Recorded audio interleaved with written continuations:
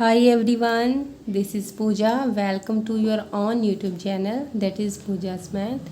Let's start the new chapter complex numbers and quadratic equations.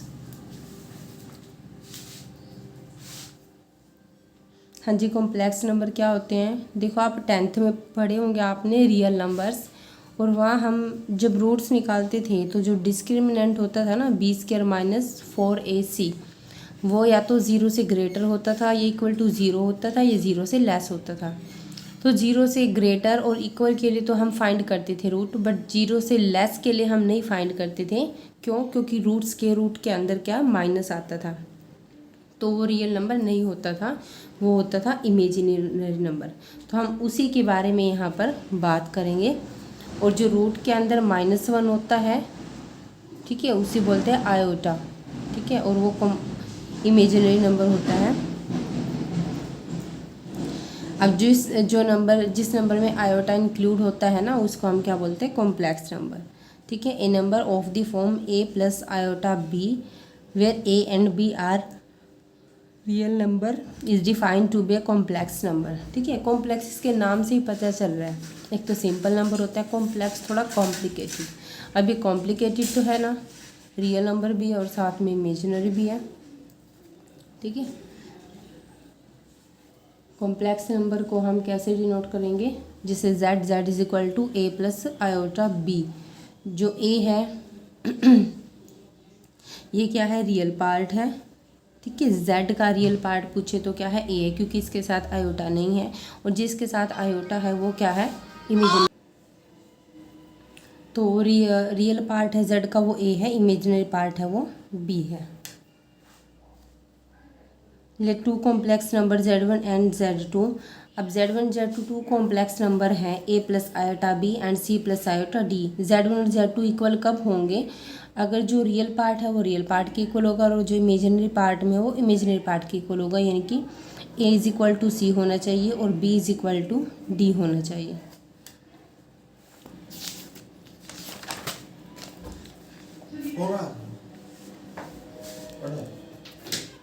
Algebra of complex number, properties under addition. Closure property closure property आपको पता ही है कि जैसे हमें real number पे check करनी है क्लोजर प्रॉपर्टी, तो दो रियल नंबर उठाएंगे। अगर अंडर एडिशन है ना, तो दोनों को ऐड करने के बाद भी रियल आना चाहिए।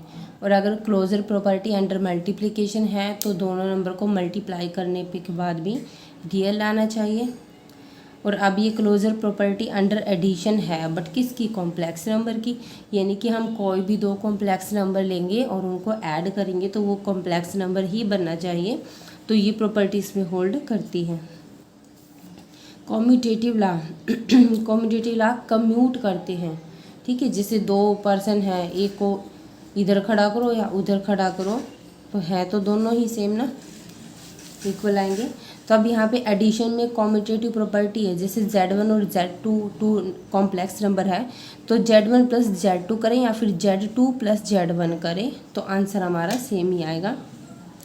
एसोसिएटिव, ठीक है।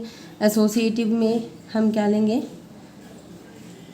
3 नंबर लेंगे, z1 z2 z3, 3 complex numbers, then z1 + z2 z3, ठीक है। यानी कि पहले इन दो को सोल्व करो और फिर जो रिजल्ट आएगा उसके साथ इसको सोल्व करो, ऐड करो, या फिर पहले इन लास्ट वाले दो को ऐड करो और फिर आंसर आएगा उसमें z1 को ऐड करो, यानी कि सेम आएगा आंसर।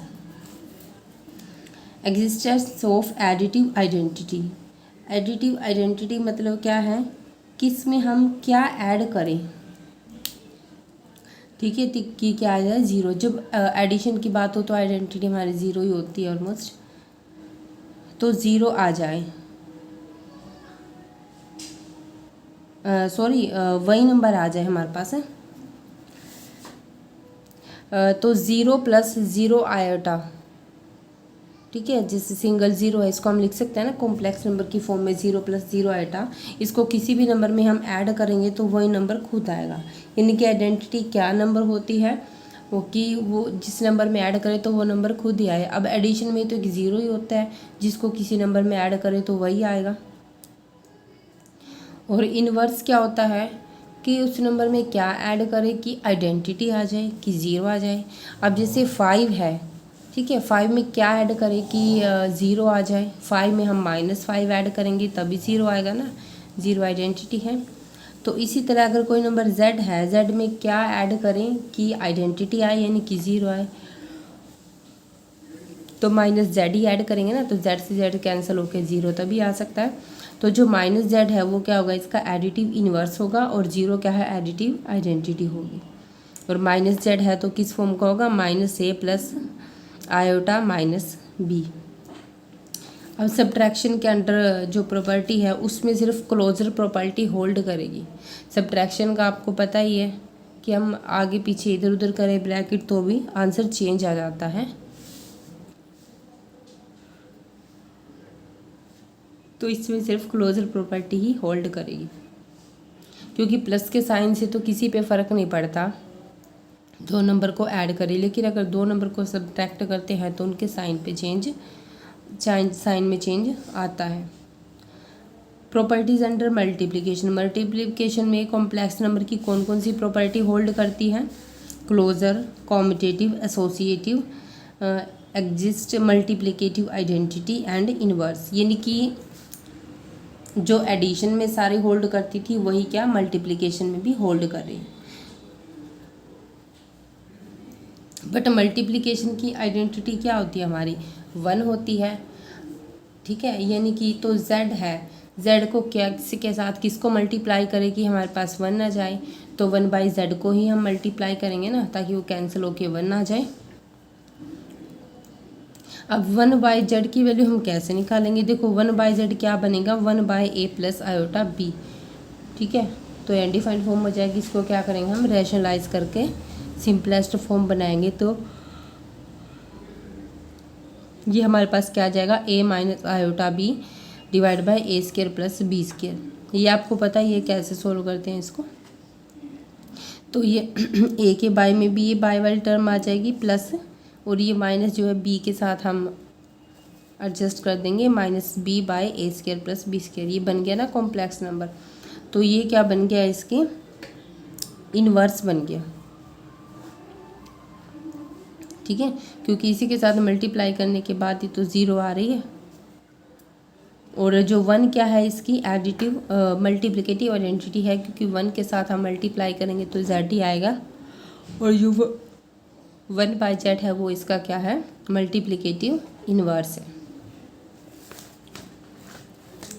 आयोटा, इसके बारे में देख लो। मैथमेटिक्स आइलर इंट्रोड्यूस, जो मैथमेटिशियन आइलर था ना, आपने पढ़ा होगा 9th क्लास में, फिफ्थ चैप्टर है, या 4th या 5th कुछ ऐसे है, ठीक है।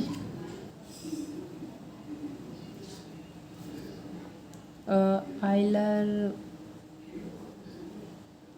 है, मतलब आपकी उसमें पहले बुक में है, ये 9th वाली में है, आइलर फॉर्मूला कुछ ऐसे है। तो इसने क्या इंट्रोड्यूस किया था, जो सिंबल आयोटा है ना, ही ऑल्सो कॉल्ड दिस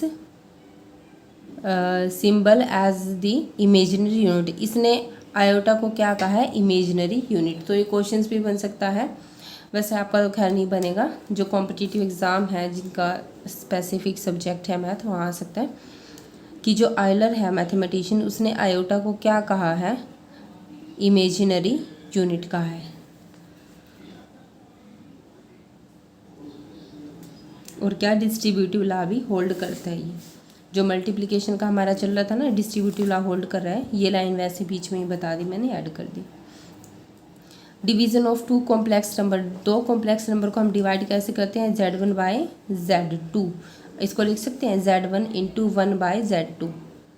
अब 1 बाय जो z2 है उसका फिर हमें रैशनलाइज करना पड़ेगा, ठीक है। सपोज किया z1 ये था, z2 ये था, तो z2 की वैल्यू क्या निकाली हमने, ये आ गई, ठीक है। बस फिर सोल्व करना इम्पोर्टेंट है ये बहुत, पावर ऑफ, ठीक है। जो आइटा स्क्वायर होता है वो क्या होता है हमारे पास, -1 होता है, ठीक है। तो आइटा क्यूब को राइट कर सकते हैं iota square into iota. Iota square होगा -1 और इंटू आइटा इनकी माइनस आइटा। आइटा की 4 को लिख सकते हैं आइटा स्क्वायर की स्क्वायर, तो आइटा स्क्वायर की वैल्यू -1 का स्क्वायर इज इक्वल टू 1 आ जाएगा। सिमिलरली आइटा की 5 को लिख सकते हैं आइटा की 4 इंटू आइटा। आइटा की 4 क्या है 1 है, और iota into 1 is equal to iota. Iota की 6 लिया, आइटा स्क्वायर की क्यूब, आइटा स्क्वायर -1 और 1 की 3 है, ओड पावर है तो -1 एक्सेट्रा इस तरह से चलते जाएंगे। तो इसको देख के ना एक जनरल रूल बना दिया है कि आइटा की पावर 4 के हो, यानी कि 4 के मल्टीप्लाई में कुछ भी हो तो वैल्यू क्या आएगी 1 आएगी। 4 के +1 कर देंगे तो पहले 1 आएगी, फिर आयोटा आएगी, फिर आइटा की पावर 4k + 2 कर देंगे तो -1 आएगी, और आइटा की पावर 4k + 3 करेंगे तो माइनस आइटा। इसको याद रखने की ट्रिक बताओ। ये तो आपको याद रहेगा ना कि स्टार्टिंग में हमें 4k लेना है पावर, तो आइटा की पावर 4k + 1, आइटा की पावर 4k + 2, आइटा की पावर 4k + 3, और स्टार्टिंग में क्या आएगा 1। ठीक है, फिर देखो याद रखने की ट्रिक बता रही हूँ, तुम सोच रहे हो कि क्या बता रही है मैम। तो 1 के ऊपर नेक्स्ट में 1 के ऊपर क्या लगा दिया डॉट, फिर लिया -1, फिर -1 के ऊपर डॉट। ऐसे डॉट से आपको याद आ जाएगा कि आयोटा है, तो 1 आयोटा -1 आयोटा। अच्छा एक जनरल देखिए, अगर आपको बहुत बड़ी पावर दे रखी हो तो क्या करेंगे, आयोटा की पावर n है इज इक्वल टू, तो वैल्यू क्या आएगी -1⁻n/2। कब, इफ़ n इज़ इवन, यानी कि हमें जो n को 2 से डिवाइड करना है, तो इवन नंबर होगा तो ही डिवाइड होगा ना, इसलिए जो n/2 में है n इवन होगा। और -1⁻n−1/2 if n is odd. अब n ओड है तो ओड में से 1 माइनस करेंगे तो इवन बन जाएगा, और 2 से इजीली डिवाइड हो जाएगा। ठीक है, तो ऐसे याद रखना कि ओड में से 1 माइनस करके ही तो 2 से डिवाइड होगा। इट मीन्स n क्या है, यहाँ पे ओड है, यहाँ पे इवन है। ये उसके लिए जब आपको बड़ी से बड़ी पावर दी जाए, आपको फैक्टर जल्दी से बने ना। नेक्स्ट देखिए, √a into √b is equal to √ab for all ab belongs to r। Real number के लिए, आई थिंक ये कॉम्प्लेक्स नंबर के लिए होना चाहिए भाई।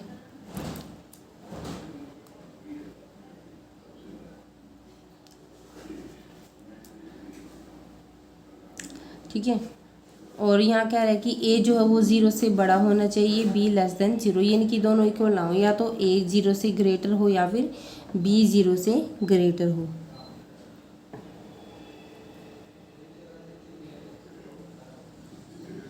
ठीक है, ये दे रखा है ना, अगर a 0 से लेस है तो b 0 से ग्रेटर है। और अगर जी दोनों ही 0 से लेस हो जाए तो क्या होगा, देखो अगर दोनों ही 0 से लेस होंगे, ठीक है, तो यहाँ रूट में माइनस की कुछ पावर आएगी, मतलब माइनस में आएगा कोई नंबर, जैसे -2 लगा लो, तो इसको क्या लिखेंगे 2 आयोटा इंटू -3 लगा लो तो 3 आयोटा, 3 2 ज़ा 6, और जो आयोटा का स्क्वायर है -1 तो -6 आएगा। बट अगर हम इस तरह से रूट के अंदर मल्टीप्लाई करें 2 3 ज़ा 6 तो वो √6 बनेगा, तो इक्वल तो नहीं है ना वैल्यू, इसीलिए ये कंडीशन है। और ये आप कॉम्प्लेक्स नंबर के लिए लिख रहे हो z के लिए। Identity holds for real number a and b। जो ये आइडेंटिटी है ये रियल नंबर के लिए होल्ड करती है, ये हम कर ही चुके हैं। a - b का स्क्वायर या फिर a + b का क्यूब, a - b का क्यूब, a² - b²। देखो अभी भाई इसका मोस्ट इम्पोर्टेंट पार्ट आया है, बिल्कुल ध्यान से समझना, सम इन्हीं में से ज़्यादा आते हैं।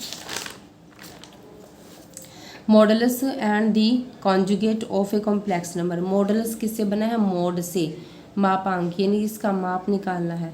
और किसी भी नंबर का मोड निकालना हो तो हम क्या करते हैं, अंडर रूट में, ठीक है, जैसे z क्या था हमारे पास, ये है, तो इसका मोड निकालेंगे तो अंडर रूट में a² + b², यानी कि आयोटा को छोड़ के जो भी हमारे पास रियल नंबर है उनका स्क्वायर हो जाएगा। और कॉन्जुगेट में क्या होता है कि जहाँ आयोटा होता है ना, तो उस जिसके साथ आयोटा होता है उसका साइन चेंज करना होता है। जैसे z का कॉन्जुगेट क्या होगा, z⁻,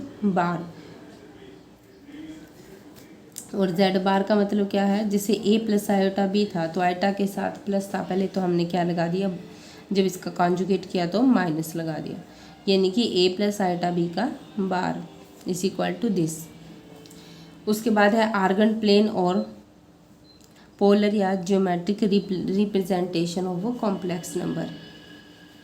ठीक है, गॉसियन प्लेन भी कहते हैं, आर्गन प्लेन भी कहते हैं।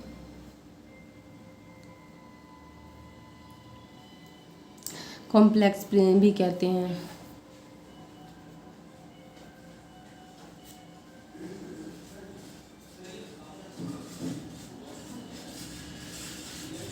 इसमें क्या होता है, देखो सिंपल हमारा एक्स वाई प्लेन होता है, यहाँ पे एक्स एक्सिस, यहाँ पे वाई एक्सिस, यहाँ नंबर होते हैं। इसमें क्या है, एक्स पे रियल एक्सिस है और ये क्या है, इमेजिनरी। यहाँ पर तो रियल नंबर्स हैं और यहाँ पर क्या है, सारे इमेजिनरी नंबर हैं। ठीक है, यानी कि जो ये एक्स है ना, ये वाला एक्स, यहाँ कुछ भी नंबर है वो तो यहाँ से लिया गया है, और जो आयोटा के साथ वाई है ना, वो यहाँ से लिया गया वाई।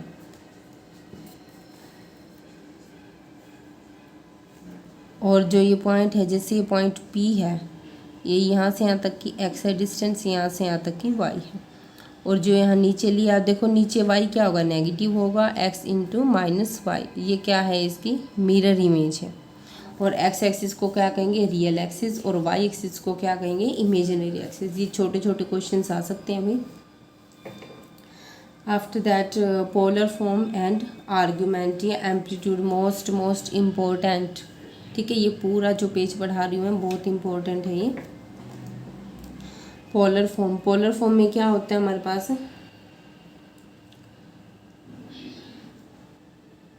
ठीक है, हिंदी में क्या बोलेंगे इसको, ध्रुवीय रूप बोलेंगे। ठीक है, और इसमें आर और हमारा थीटा इंक्लूड होता है। तो इसमें क्या करेंगे, जैसे हमारे पास कोई भी नंबर है, complex number, X Z is equal to X plus iota Y.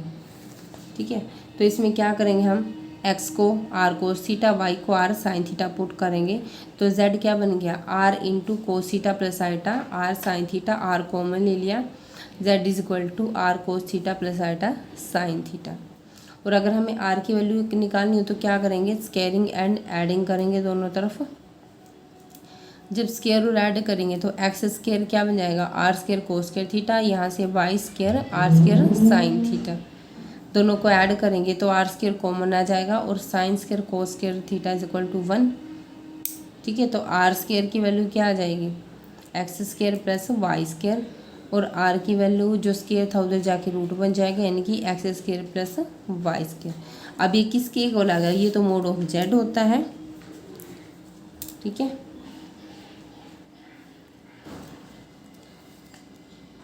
और एक चीज़ और देखिए भाई, जो आर हमारा क्या होता है, मोडलेस मोड क्या होता है, जैसे हमारा ओरिजिन ये है प्लेन पे, ठीक है, यहाँ कोई पॉइंट पी है, तो यहाँ से यहाँ तक की जो डिस्टेंस होती है ना, वो क्या होता है, आर होता है, या फिर मोड ऑफ जेड होता है। और थीटा क्या होता है, कोई भी यहाँ पॉइंट है उसको ओरिजिन से मिलाएंगे, वो लाइन, ओरिजिन से मिलाने वाली लाइन एक्स एक्सिस के साथ जितना भी एंगल बनाती है वो क्या होता है, थीटा होता है। अगर एक्स एक्सिस पे देखें थीटा की वैल्यू क्या आएगी, 0 आएगी। ठीक है, और वाई एक्सिस पे देखें, देखो अगर एक्स एक्सिस जो ये पॉइंट है, अगर ये पूरा एक्स एक्सिस पे आ जाए तो एंगल तो कुछ बनेगा ही नहीं, यानी कि थीटा इज इक्वल टू 0। और अगर इसको हम वाई एक्सिस पे ले जाएं, ये पॉइंट है घुमा के इसको यहाँ रख दें, तो ऐसे बनेगा हमारा आर। तो ये थीटा पूरा यहाँ से यहाँ तक का क्या 90 डिग्री का बना रहा है ना एंगल, तो थीटा क्या होगा यहाँ पे 90 डिग्री।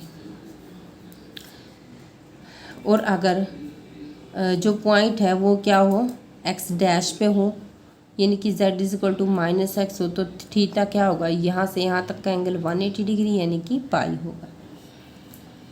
ओके,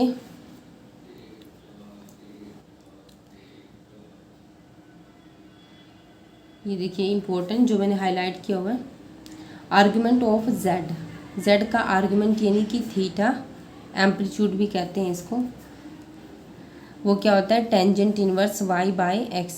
ये कैसे होता है tangent inverse y by x, देखो हमें ये थीटा निकालना होता है।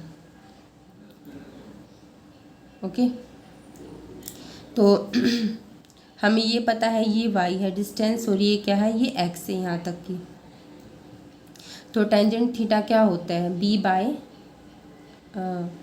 बाई पी होता है ना, सॉरी पी बाय बी होता है, यानी कि y by x. Tangent theta is equal to y by x, और जब टेंजेंट को हम उधर ले जाएंगे तो theta is equal to tangent inverse y by x. तो यही तो फॉर्मूला है।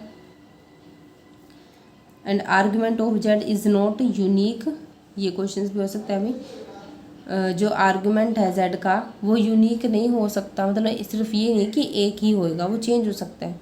अगर जनरली देखिए तो आर्गुमेंट ऑफ जेड क्या होता है, 2n pi plus theta, 2n pi plus theta, n belongs to z. और आर्गुमेंट ऑफ ज़ीरो क्या होता है, नॉट डिफाइंड, ज़ीरो एंगल है ना तो उसका डिफाइंड नहीं होता आर्गुमेंट, क्योंकि टेंजेंट ज़ीरो क्या होता है, आई थिंक इन्फिनिटी होता है शायद,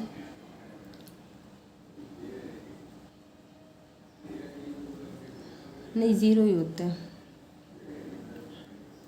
बट ये क्या आएगा, नॉट डिफाइंड आएगा। उसके बाद है प्रिंसिपल आर्गुमेंट ऑफ जेड।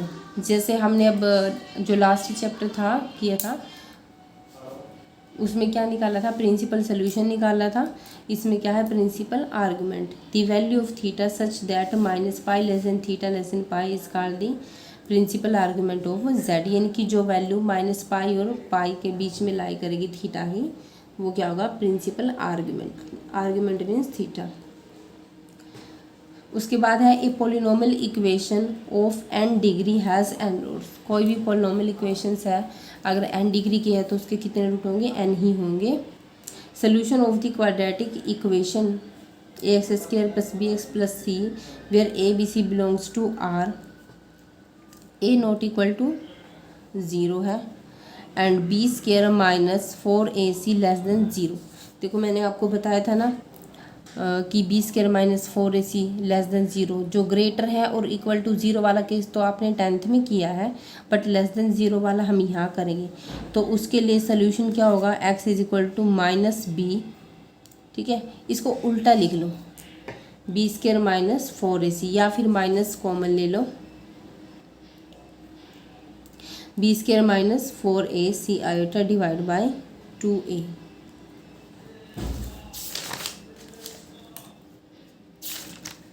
बस ये हमारे एग्जाम्पल्स हैं।